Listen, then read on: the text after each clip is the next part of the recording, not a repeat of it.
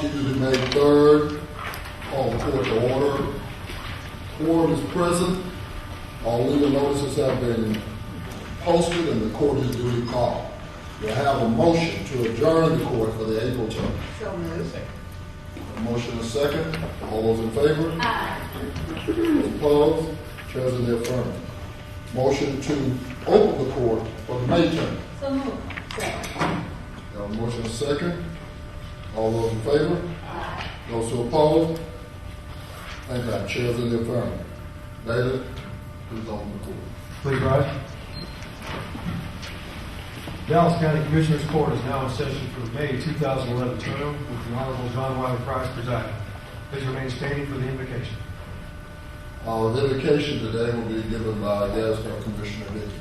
Thank you, Commissioner Price. And not every court is privileged to have several resident ministers, but in addition to her other duties, Shannon is going to give us a prayer today. Shannon Brown. Thank you, Commissioner. I only claim to be a lay minister, no sense of the word. But sometimes when I notice when I need a prayer and I'm not on short notice, that the easiest thing to do is to go to Proverbs. So since today is May the 3rd, I looked at Proverbs 3. And today from Proverbs 3:6 we have, trust in the Lord with all your heart and lean not on your own understanding. In all your ways submit to him and he will make your path straight. So may we say a quick word of prayer. Father, today we ask that the wisdom and understanding that only you can offer will rain down upon us here. Soften our hearts for those who suffer. Make our voices speak for those who cannot speak for themselves. Remind us that those things that are important to you, loving others, seeking justice, and having mercy, are often hard to do, but will bring us closer to you. Help us walk the straight path today. In your Son's name we pray. Amen.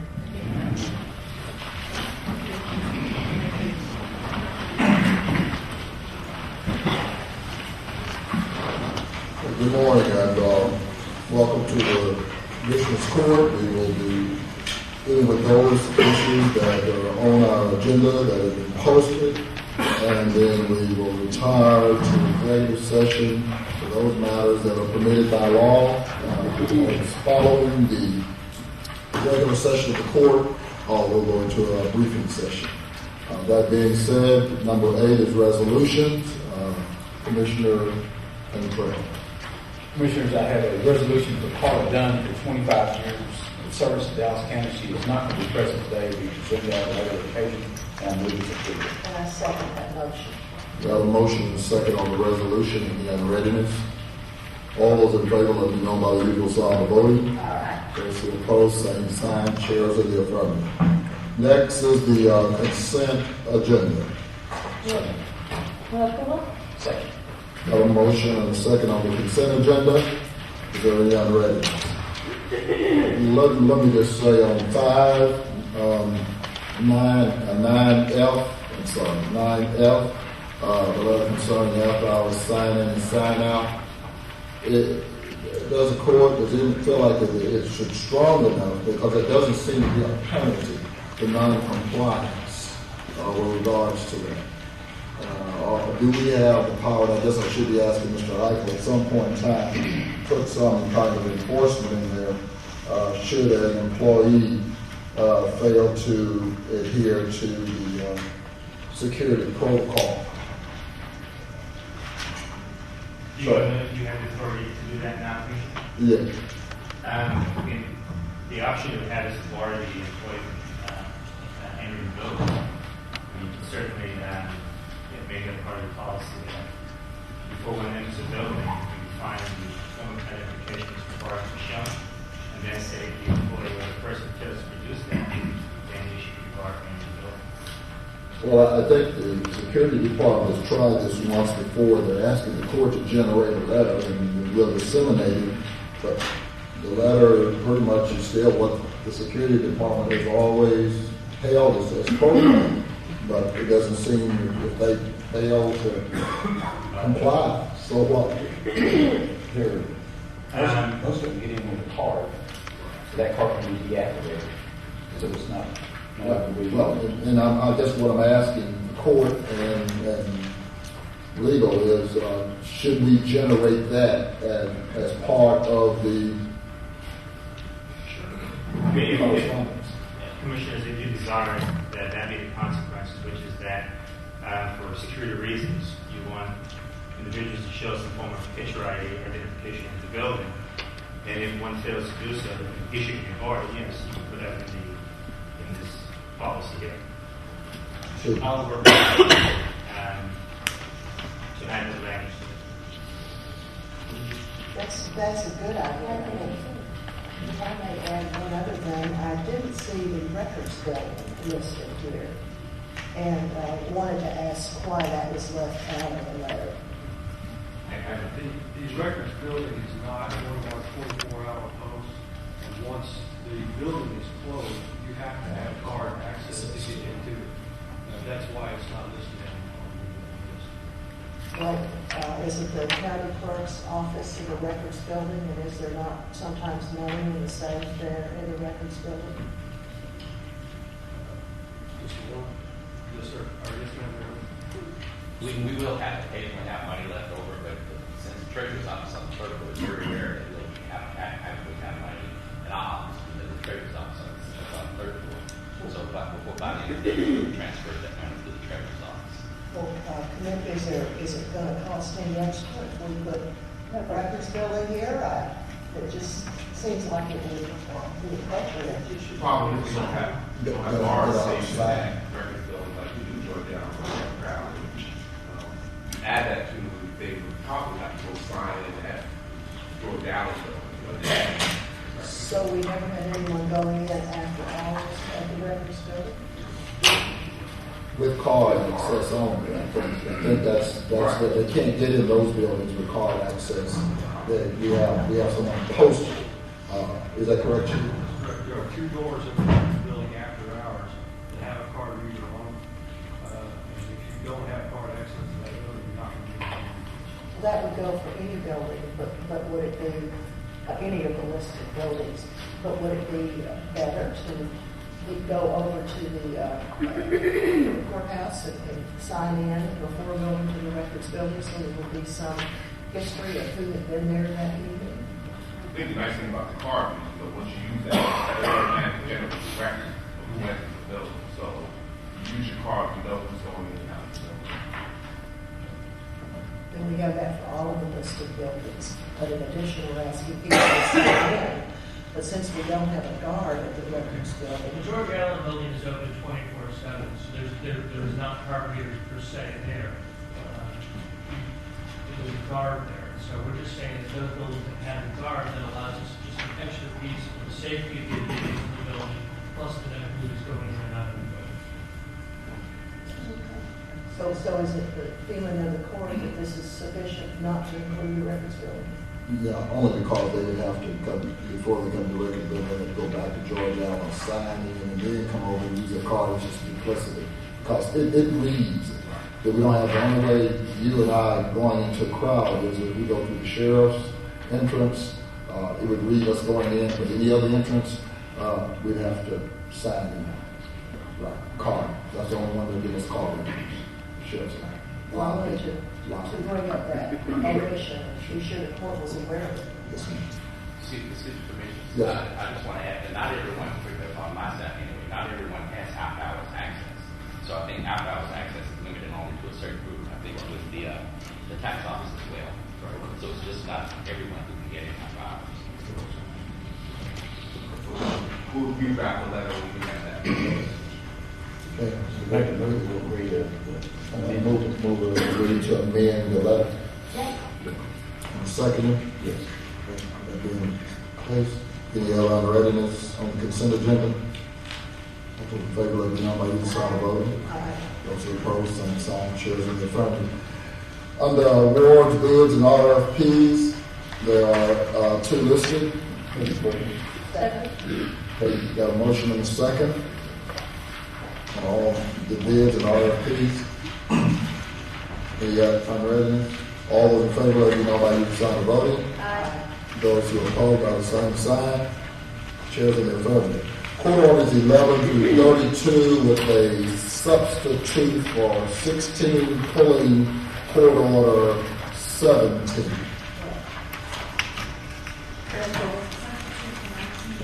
Yeah, it's up to the 19. I'll second.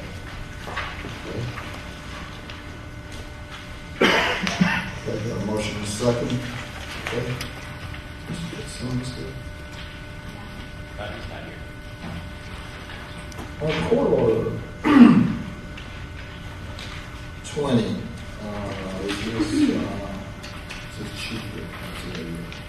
Well, I guess I should ask him, how long does he anticipate Court Order 20? Sheriff's still in the process of doing that investigation, so that's the hold up there. Feel like he knows, I think we He originally asked for 2 weeks, so I'll check on the status of it. Because if it's longer than 2 weeks, I'll have to come back for it. Okay, I don't think I saw that in the order. First whereas, April 19th to May 3rd. To May 3rd, okay. Okay, so we're paid, okay. So it automatically, okay, got it. Okay, any other unreadiness? All those in favor, let me know by using sign of voting. Those opposed, same sign. Those in the affirmative. Is there anything else to come before the court in a regular session? If not, we will recess into a briefing session. Mr. Martin. Board of Commissioners, Item 1 of your briefing agenda, Health and Human Services, 1A, B, and C was put on the agenda. Item 1D, recommend approval of the agreement with the University of Texas Southwestern Medical Center at Dallas for graduate medical education. 1E, recommend approval of the agreement with the University of Texas for Austin School of Nursing. Item 2, Human Resources Civil Service, recommend approval of the modifications to Section 86-751, Employee Standard of Conduct, and 86-971, Corrective Action Model to the Dallas County Code, which is the Department for 30-day review and conduct. Item 3, Public Works. 3A, request the court declare the property along Bell Harbor in Lancaster as surplus property. Past property appraised requires the city of Lancaster to relinquish its right to the property and initiate negotiations with the abutting property owner.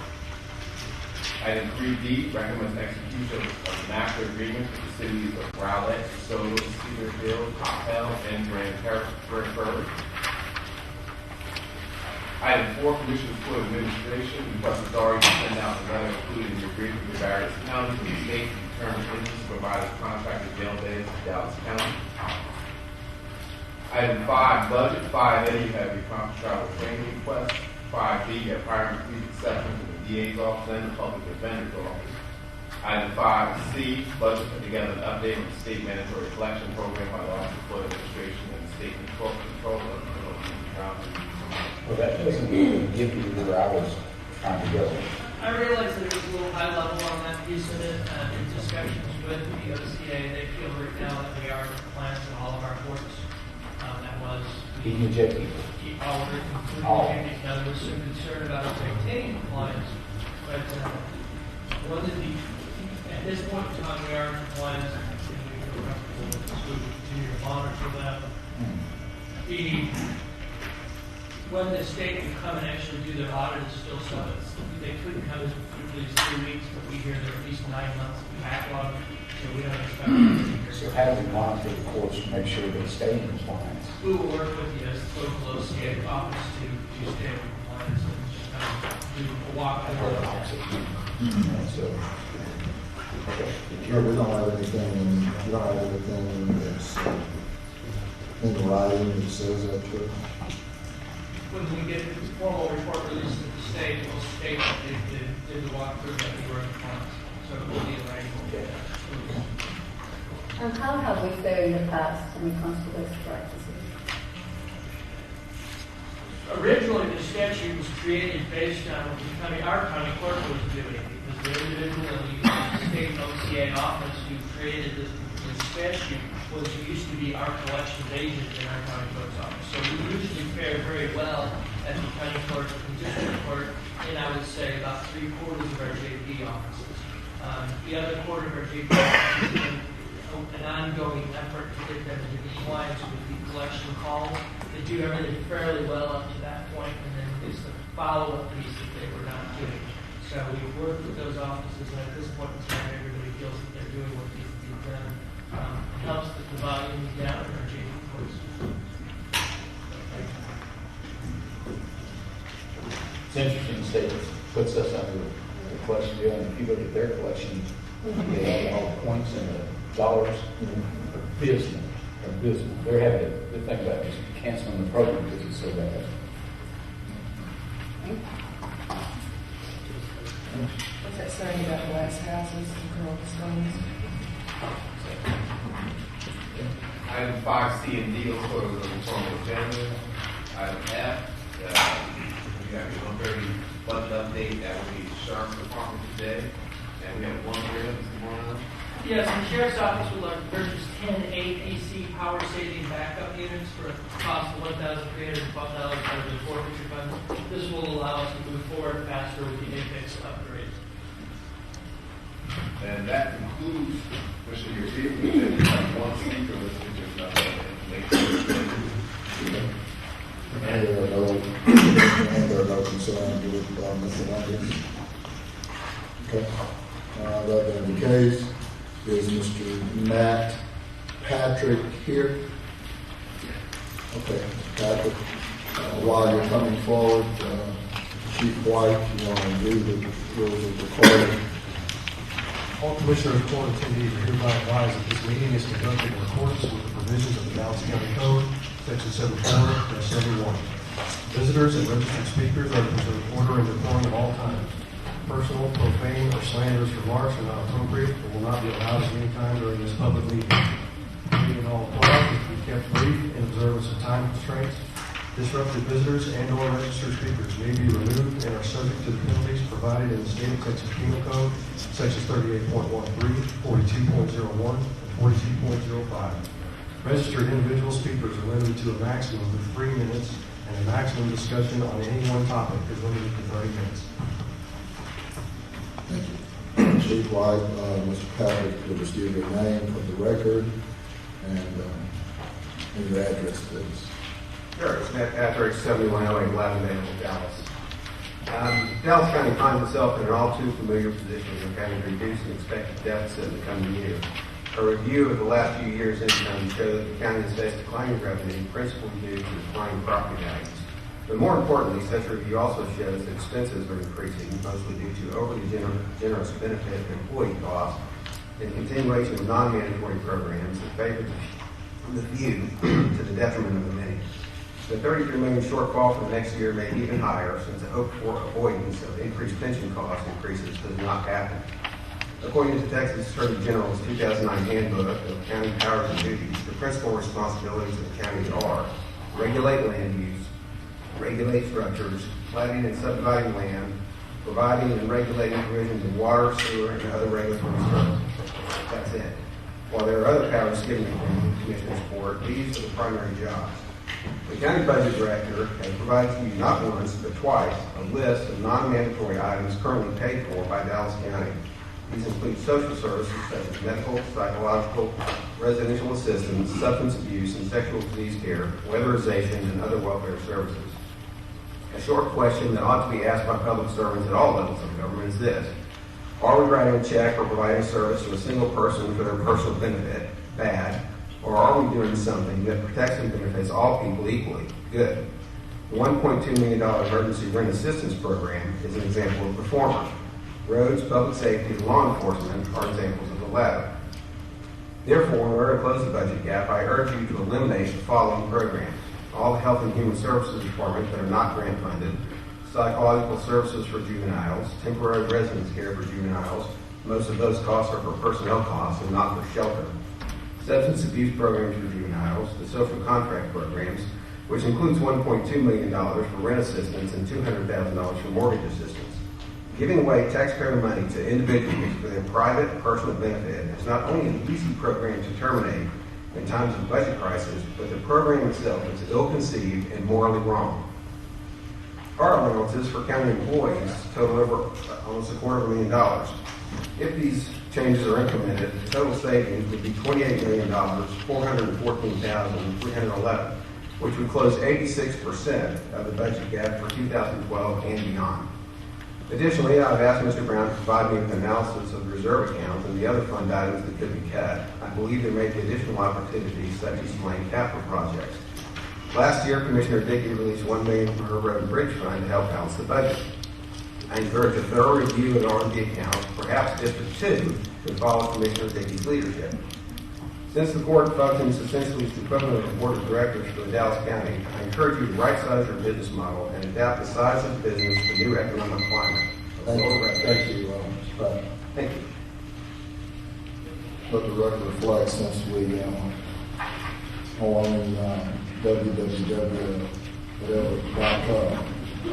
everybody getting $1 million is my understanding. Each road bridge district paid $250,000, which has been the practice for approximately the last 4 years. But additionally, is an additional $1 million out of the road. Okay. Is there anything else coming before this session for briefing? If not, we'll recess for purposes allowed by law to executive session under the Texas Government Code. We convene at 1:30 this afternoon.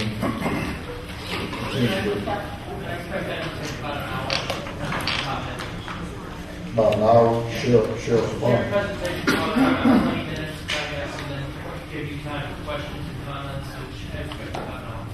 Okay. Yes.